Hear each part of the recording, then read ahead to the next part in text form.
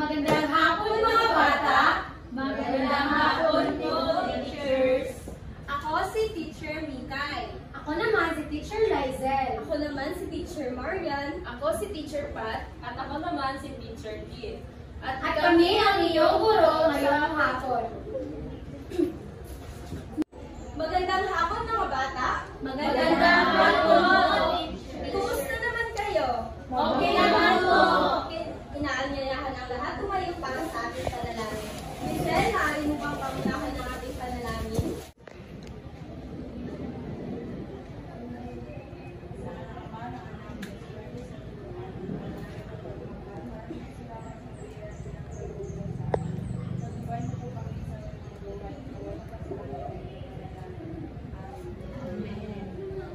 Bago umupo, pakitignan ninyo mga upuan kung may basura ba at pakiayos nito.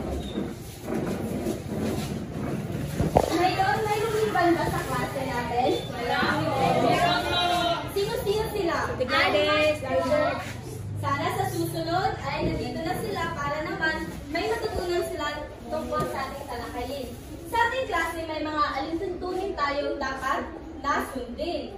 Babasahin ko muna pagkatapos at ay kayo naman. Una, igalang at respeto ang kamag-aral. Kayo naman, Igalang at respeto ang kamag-aral. Pangalawa, makinig sa talakayan.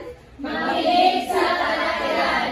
Pangatlo, iwasan ang pakikipagkwentuhan habang nasa klase.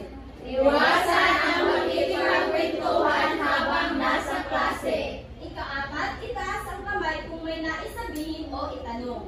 Itaas ang kamay kung may nais sabihin o itanong.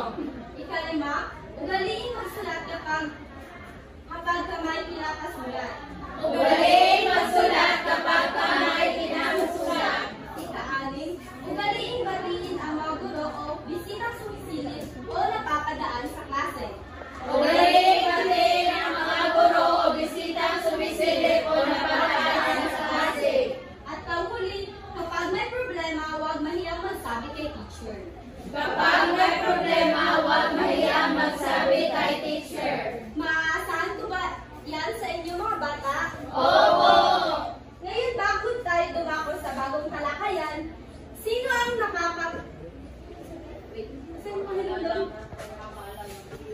Sino ang nakakaala dito sa ating inaral noong nakaraan? Yes, April? Noong nakaraan, nag-aral tayo tungkol sa mga alamat. Very good. At sino naman ang makakapagbigay ng kahulugan kung ano ang alamat? Yes, Jelly? Ang alamat ay kwentong bayan na Kwentong bayan, tamis. Na may pinagmulan ng mga bagay-bagay. Una. Okay. Ang alamat ay kwentong bayan na ito ay pinagmulan ng mga bagay-bagay. Salamat, Jelly. Sino naman ang makakapagbigay ng halimbawa ng alamat? Yes, Morano? Ang alamat ng pinya. Ano pa? Shella? Ang alamat ng science teacher. Dana? Ano pa? Ang alamat ng Magaling. Ngayon naman, dahil nakikita ko na talaga may tutunan talaga kayo noon. Ngayon, ang ating bagong talakayan naman ay tungkol sa pabula. At sa pagtatapos ng ang ating layunin ay una, matutukoy ang mga elemento ng pabula. Kayo? Matutukoy ang mga elemento ng pabula. Pangalawa, magpasasagot sa mga tanong tungkol sa kwenteng napakinggan. Nakasagot sa mga tanong tungkol sa kwentong napakinggan. At panghuli, na ibibigay ng malinaw ang mahalagang detalye, ipinahihiwatig ng kwento sa malikhaing paraan. Naibibigay ng malinaw ang mahalagang detalye, ipinahiwatig ang kwento sa malikhaing paraan. Ngayon, tatawagin ko si Binibining Patricia upang ipagpatuloy ang ating talakayan. Magandang hapon mga bata. Magandang hapon po, Teacher. Ngayon, bago tayo dumako sa bagong aralin, mayroon muna tayong gagawin na magawain. Handa na ba kayo? Opo! Okay. Ngayon, kailangan ko ng limang mag-aaral na magboboluntaryo or kung walang magboboluntaryo, magtatawag ako. Sino ang magboboluntaryo? Isa, dalawa, maaari kayo pumunta dito sa harapan. Tatlo,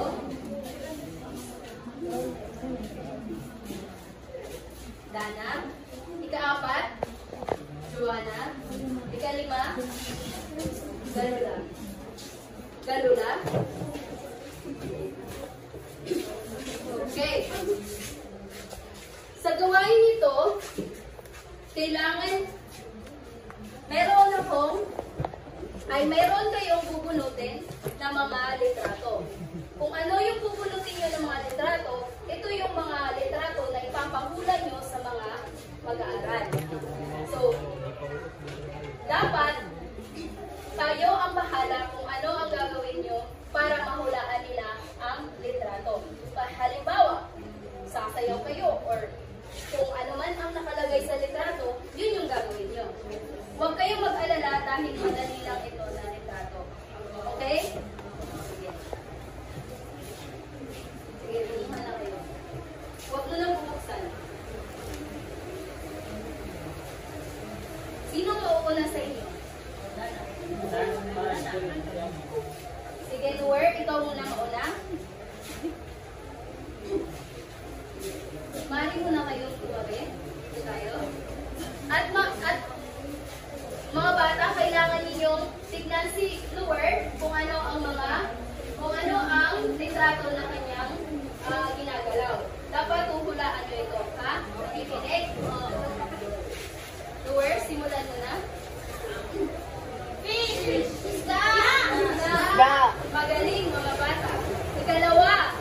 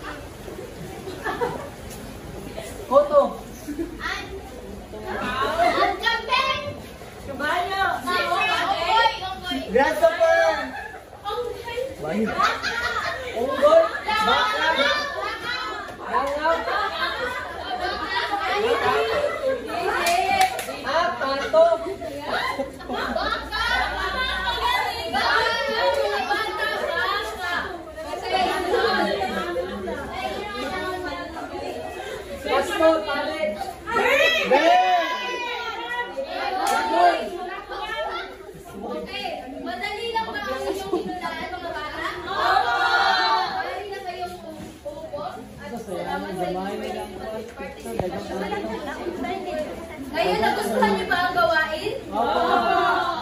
Enough na ba yun para sa inyo? Hindi. Tama na yun.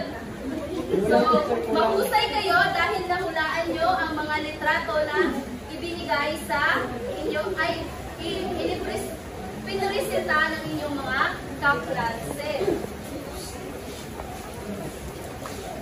Maaari ba natin palakpakan ang ating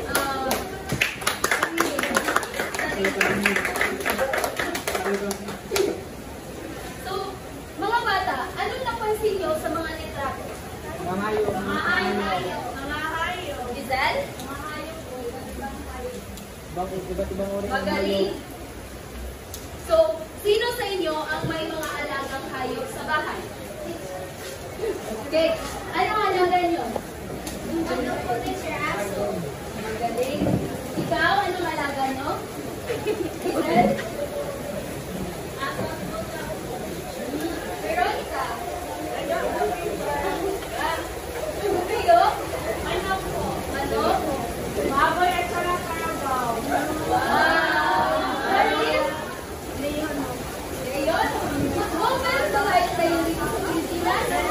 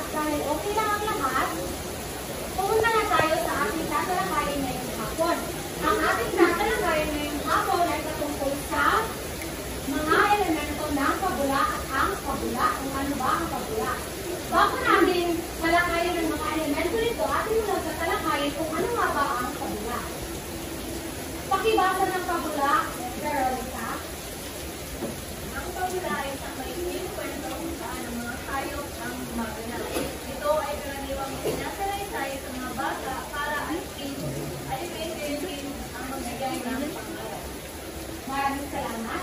Ang pabula ay isang makikinig kwento kung saan ang mga hayop ang gumaganap, ang mga hayop, ang mga karakter sa isang kwento. Sa activity nyo kanina kay Teacher Pat, mga hayop ang kanyang pinakita, di ba? So, maaaring yung mga hayop na yun ay isang karakter sa isang pabula. At ang gumako naman tayo sa mga alamat ng pabula. Ang mga elemento ng pabula, una ang pamagat, tauhan, tagpuan, banghay, at pangkuli ay ang aral. Pero bago tayo dumako sa mga kung ano nga ba ang mga kahulugan ng mga elemento ng pabula, may gagawin muna tayong laro. Ang pangalan ng larong ito ay word search. Bibilugan nyo lamang ang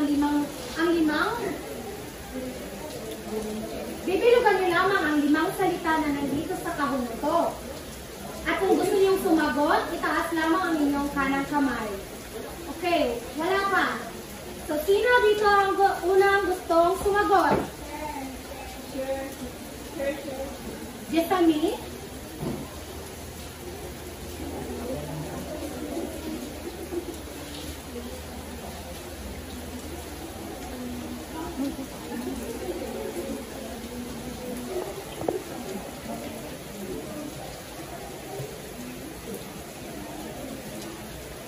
Magaling, Jessamine.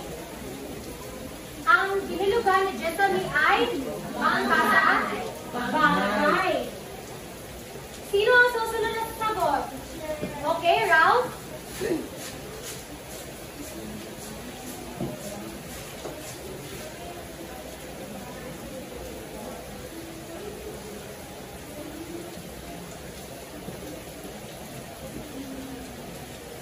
Magaling, Ralph. Ang binilugan ni Ralph ay ang tauhan. Ang susunod. Yes, Dana?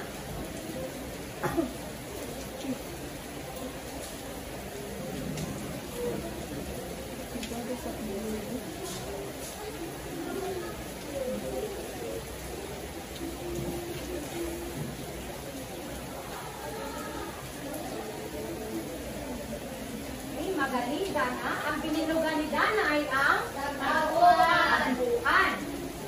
Ilan na lang ang natitira? Dalawa na lang. Sino ang gustong sumagot? Yes, Sheila?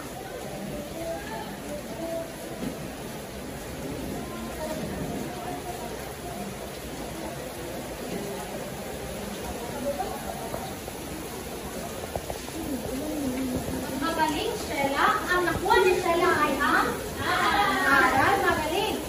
Jaya.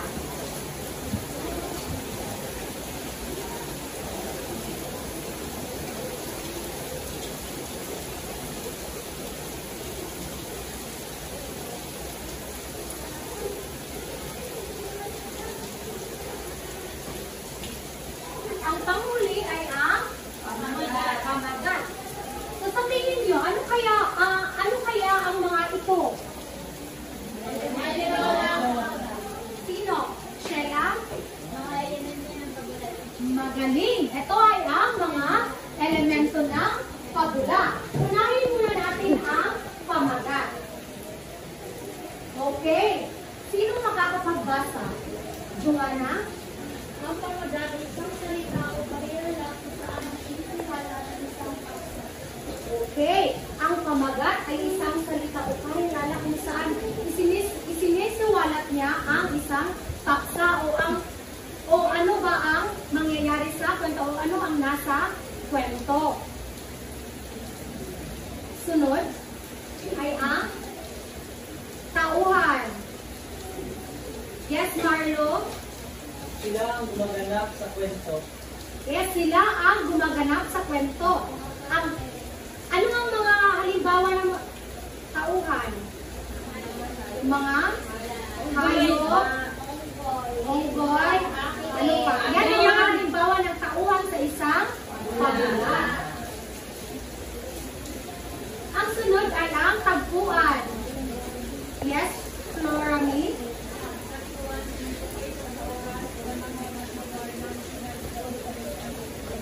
Okay, ang tagpuan ay ito ang tumutukoy sa kung saan ginaganap ang isang kwento. Ang sunod naman ay ang banghay. Ito ang kabuuang pangyayari ng isang kwento. So ito ang pagkakasunod-sunod sa isang kwento. Sa mga pangyayari ng isang kwento, isang pabula. Ang sunod naman ay ang aral. Sino ang gustong bumasa? Yes, Fidel? Ang aral ay tumutukoy sa mahalagang natutunan sa isang kwento. Yes, ang aral, ito ay ang mga natutunan nyo sa isang kwento. Kung ano bang mga moral ang natutunan nyo sa isang kwento. At ngayon, dahil alam niyo na ba, naintindihan niyo na ba ang mga elemento ng pabula? Opo! Ano nga ulit yung tagpuan? Yes, Dana? Ito po ay ginaganapan ng pangyayari sa nangyayari sa akin. Magaling, Dana. Ano naman ang pamagat? Ano naman ang pamagat? Yes, Sherilyn?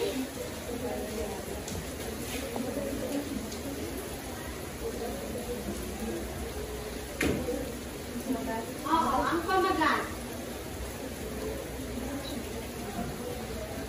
Ang pamagat ito ay Ito ay isang parirala. ito ay isang parilala or indikasyon sa tungkol sa Kristo. Magaling. Ito ay isang parirala na tumutukoy sa isang paksa ng kwento. Ano naman ang manghay? Ethel? Banghay ang mga pagkakasunod-sunod sa kwento. Magaling. At ang aral? Yes? Inisa? Yung mga moral po na nakuha mula sa Magaling, Inisa. At ngayon, dahil alam niyo na kung ano ang mga elemento ng pabula, meron tayong babasahing kwento patungkol sa ang uwak at ang gansa. Babasahin natin ito ng sabay-sabay at pagkatapos ay may mga katanungan ako sa inyo. Handa na bang magbasa ang lahat? Opo! Magaling! 1, 2, 3, go! Ang uwak at ang gansa. Isang uwak ang nakaramdam ng pagkasawa sa pang-araw-araw na gawain. Sawa na siya sa paglipad sa kalawakan. Sawa na rin siya sa pamamasyal sa matarik na kabundukan at malawak na kagubatan. Ano kaya ang dapat niyang gawin upang malibang? Ligo siya sapagkat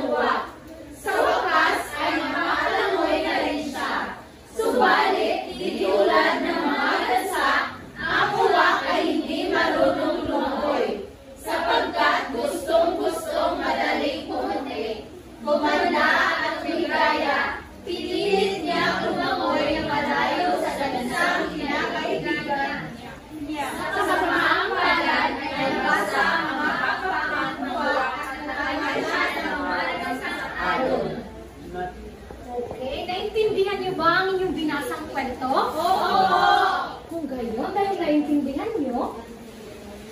Unang katanungan. Ano ang pamagat ng kwento? Yes, John Mark? Ang uwak at ang gansa. Magaling! Ang pamagat ng kwento ay ang uwak at ang gansa. Sino-sino naman ang mga tauhan sa kwento? Yes, Leia? Uwak at ang gansa. Magaling! Ang tauhan sa kwento ay si uwak at ang gansa, ang mga gansa. Saan naman ang tagpuan ng kwento? Jaya? Sa batis. Sa batis, magaling. Ngayon, ano naman ang pagkakasunod-sunod ng kwento? Sino ang makakapagbuhit kung ano-ano ang mga pagkakasunod ng kwento?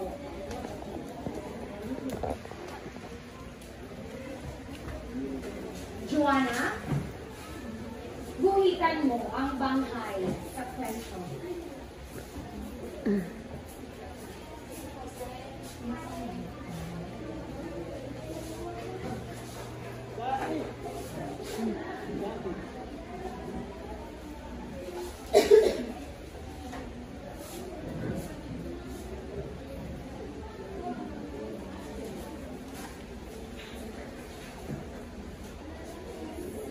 Salamat, Joanna. Magaling. Ang pagkakasunod-sunod ng kwento ay, una, di ba isang araw nakaramdam ng pagkasawa sa pang-araw-araw na gawain sa uwak.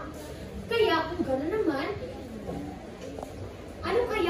nakaisip siya kung ano kaya ang dapat niyang gawin upang malibang. Bigo siya sapagkat di niya makita kung anong bagay ang makakapagpaligaya sa kanya. Ang sumunod naman, isang araw ay dumapo siya sa sangan ng punong mangga at doon niya nakita ang kultong ng mga gansa. Tama. Upang makalangoy si Uwak dahil gustong-gusto niyang lumangoy, kinaibigan niya ang isa sa mga gansa. At pinayagan naman siya ng gansa na makipagkaibigan sa kanya. Kung kaya, nakasama siyang lumangoy sa batis sapagkat ano ang nangyari kay Uwak? Yes, Giselle?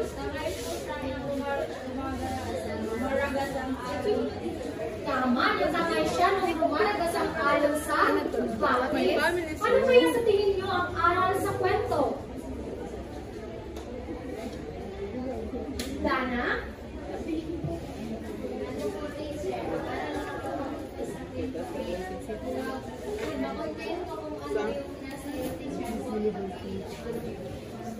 Magaling, Dana. Ano pa, Rochelle?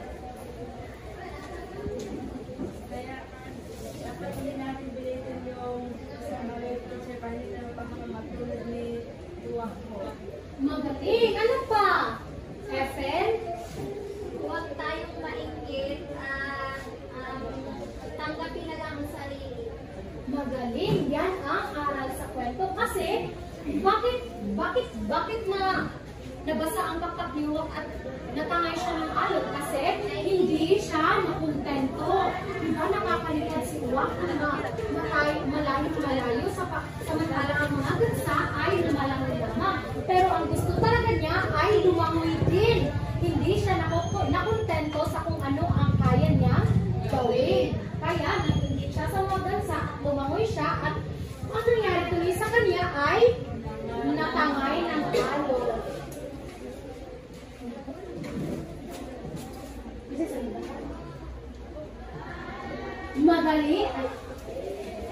Magaling mga bata sapagkat kayo talaga ay nakinig at naunawaan ang kwento at pati na rin ang elemento at kung ano nga ba ang pagula.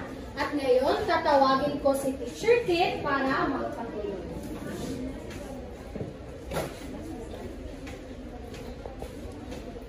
Magandang hapon mga bata, ako nga ulit si Teacher Kit at ngayon ay magkakaroon tayo ng pangkatang gawain.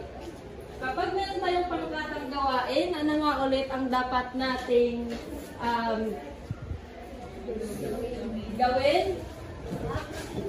Wala ng pagkikipagkwentuhan habang nasa klase. Ano pa?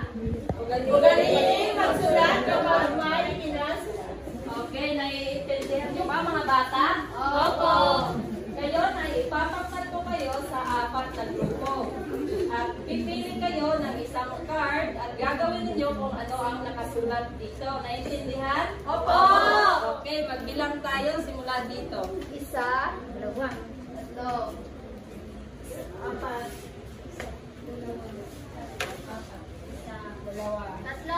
4, 1, 2,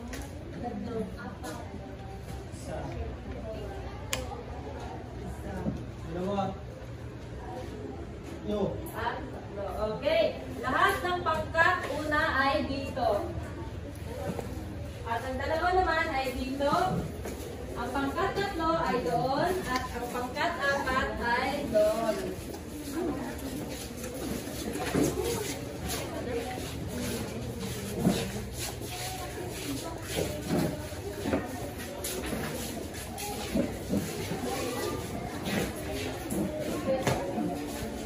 Handa na ba kayo mga bata? Opo! Okay, ngayon nagpipili kayo ng isa.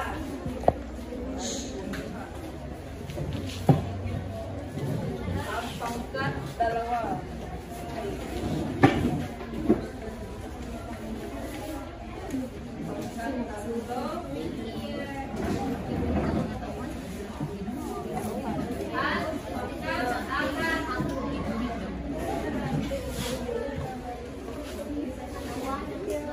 Maaari na kayo gumawa sa loob ng 3 minuto.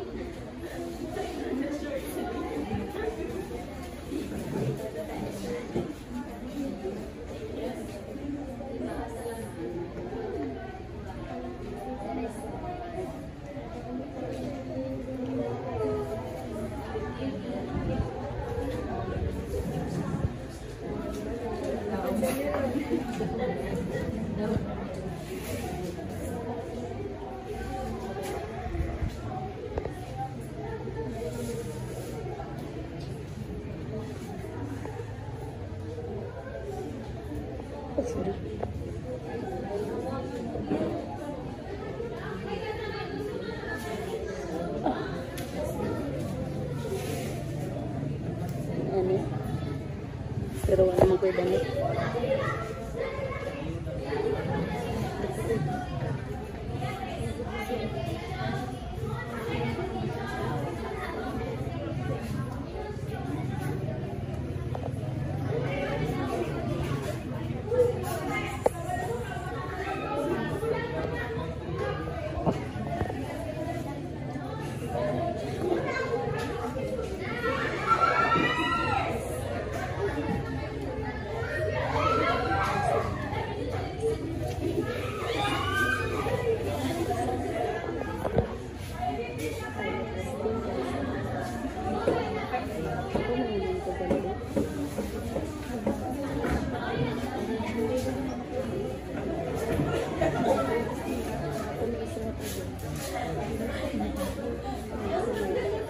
Tapos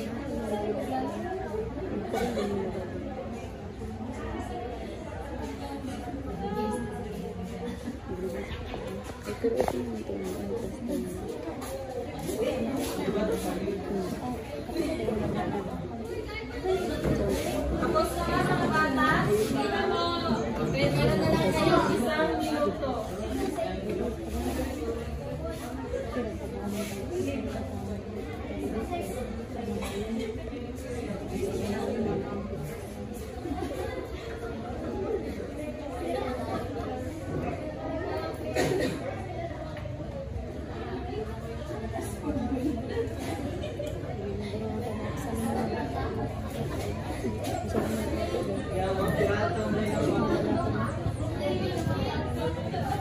Kasi nila yung nabili na wala nakapilot. Galing. Tapos naghapag ka lang na. Sabi ko sa isa.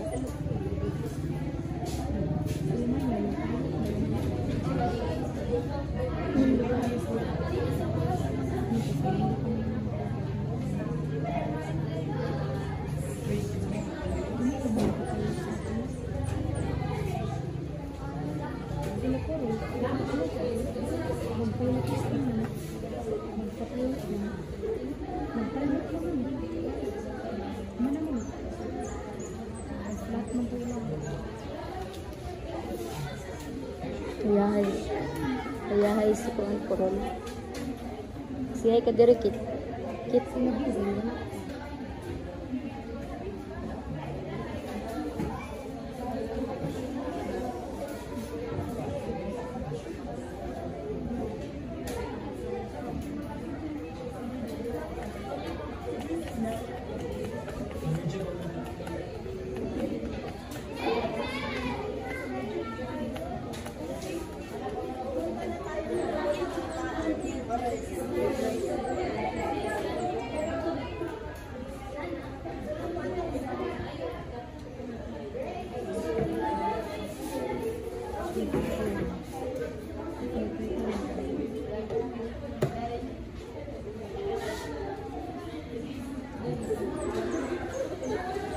Okay, time's up.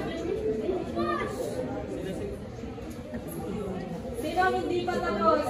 Kami po, hindi pa po kami tapos. Bilisan nyo na.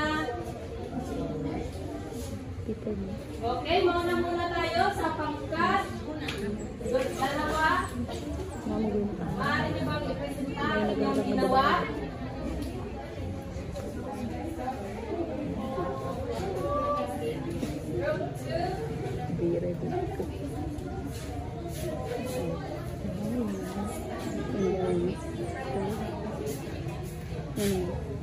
Okay, makinig ang lahat. Ang aming gawain ay guhit ang mga tauhan sa magulang na basa. Ano naman ang inyong ginuhit? Ang mga tauhan. Si Gansa. ang gansa at ang uwak. At ang uwak. Okay, magaling. Ganda ng pagkakagawa. Bigyan ng 5 bagsak. Ang pagkatatlo, maaari niyo bang ipresenta ang inyong ginawa? Ang aming gawain ay gawa ng slogan ng aral sa magulang na basa na ang uwak at ang gansa. So, ang aming slogan ay huwag mainggit sa iba, mainggit ka sa walang-wala, pero panay ang pasalamat niya. Totoo ba? Okay, tama. Mahusay. Ang pangkat-apat, maaari niyo bang ipresenta ang inyong gawa?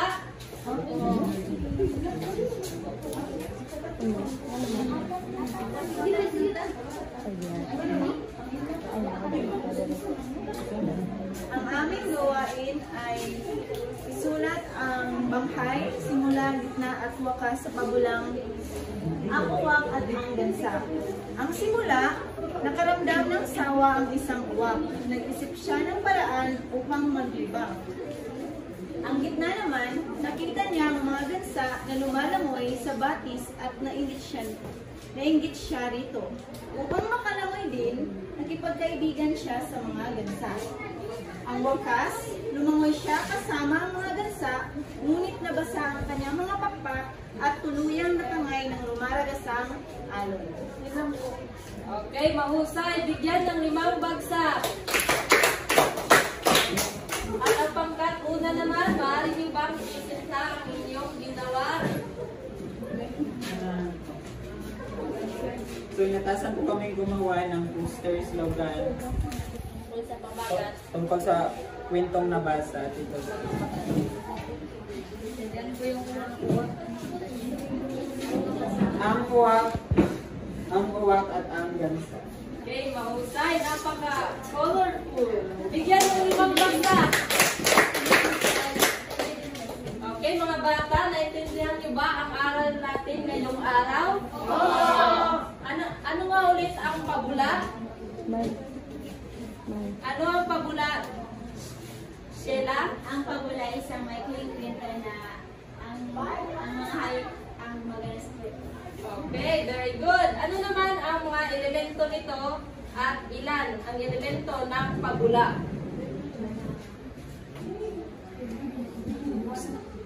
Okay, Junessa? May 5 elemento ang pabula. Ito ay ang pamagat, tauhan, tagpuan, aral at banghay. Mahusay. Ano naman ang ibig sabihin ng pamagat? Kay Dana? Ito ay, ang pamagat ay isang paralak na nais ni si Wala ng isang pabula. Okay, mahusay. Ano naman ang ibig sabihin ng tauhan? Okay, Joanna? Ang taon ay sila yung gumaganap sa kwento teacher. Mahusay. Ano naman ang tagpuan? Miss Corol? Ito ay isang lugar kung saan nagaganap ang kwento. Okay, mahusay. Ano naman ang ibig sabihin ng banghay? Veronica? Ito ay ang pagkasunod-sunod ng isang kwento. Halimbawa ay simula, isla at Okay, mahusay. Ano naman ang 3 bahagi ng banghay? Okay, Joanna? Ang bahagi ng bangay ang simula, gitna at wakas teacher. At ano naman ang aral? Leia? Ang aral ay ang mga mahalaga na matutunan sa kwento. Okay, lahat ng inyong sagot ay tama. Bigyan ng 10 bagsak. Okay, ngayon naman ay dumako na tayo sa gawain natin. Okay? Please. Go. Meron pa ba kayong mga katanungan, mga bata? Kung ganun, ay dumako na tayo sa ating pagsusulit. Magpatuloy, ay tatawagin ko ngayon si Teacher Mikay. Magandang hapon mga bata! Kayo ba ay nasiyahan sa mga gawain natin ngayong hapon? Mabuti naman kung gano'n. Dahil ngayon, bumalik na muna kayo sa inyong mga upuan.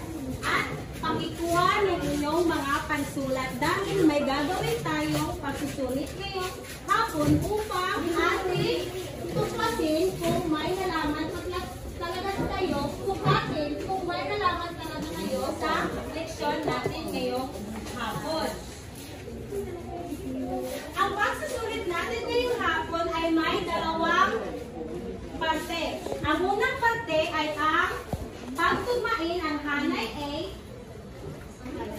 sa hanay B. Ang ikalawang gawain naman ay iguhit ninyo ang hugis puso kung ang isinasaad ng pangungusap ay tama at ihugis ang bituin kung ito ay mali. Maliwanag ba mga bata? Bibigyan ko lamang kayo ng 10 minuto upang sagutan ang pagsusulit.